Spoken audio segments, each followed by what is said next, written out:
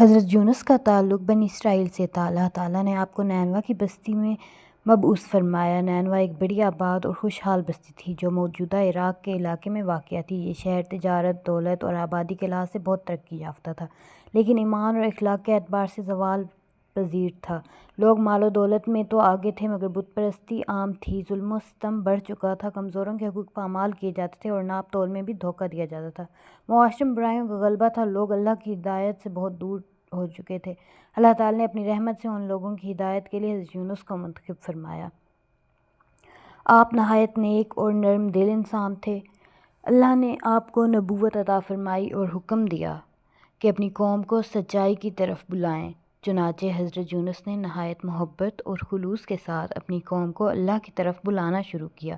آپ فرماتے، اے میری قوم، اللہ ایک ہے، وہی تمہارا خالق اور رازق ہے۔ یہ بت جنہیں تم پوجتے ہو نہ تمہیں فائدہ دے سکتے ہیں نہ نقصان۔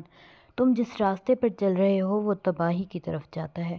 اللہ کی طرف لوٹ آؤ اور توبہ کرو۔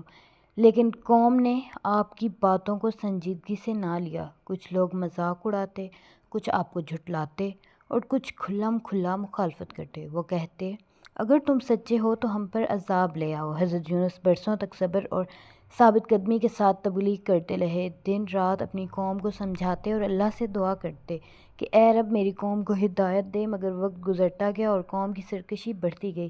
آخرکار حضرت یونس کو بہت دکھ ہوا۔ آپ نے قوم کو خبردار کیا کہ اگر تم نے توبہ نہ کی تو جلد اللہ کا عذاب تم پر نازل ہوگا۔ اس کے بعد آپ بستی چھوڑ کر روانہ ہو گئے۔ آپ کا خیال تھا کہ قوم نے جب حق کو ٹھکرا دیا ہے تو اب عذاب ضرور آئے گا۔ حضرت یونس کا بستی چھوڑ دینا دراصل جلد بازی تھی، کیونکہ اللہ تعالیٰ نے ابھی حتمی فیصلہ نہیں فرمایا تھا۔ اللہ اپنے بندوں پر بہت مہربان ہے۔ جب حضرت یونس بستی سے نکل گئے تو اچانک نینوا کے لوگوں پر آسمان پر عذاب کی نشانیاں دیکھیں۔ سیاہ بادل چھا گئے اور خوف کی فضا پیدا ہو گئی۔ لوگوں کو یقین ہو گیا کہ حضرت یونس سچے تھے۔ یہ منظر دیکھ کر لوگوں کے دل نرم ہو گئے۔ سب لوگ شہر سے باہر نکل آئے، مرد، عورتیں، بچے، بوڑھے سب رونے لگے۔ انہوں نے اپنے جانور بھی ساتھ نکال لیے اور اللہ کے حضور گڑگڑانے لگے۔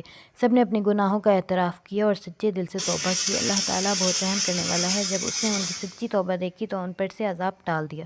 یوں حضرت یونس کی قوم وہ واحد قوم بنی جس نے عذاب کے آثار دیکھ کر توبہ کی اور اللہ نے انہیں معاف کر دیا۔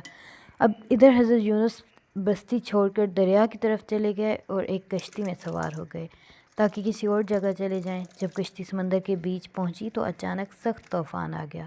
موجیں بلند ہونے لگیں اور کشتی ڈوبنے لگی۔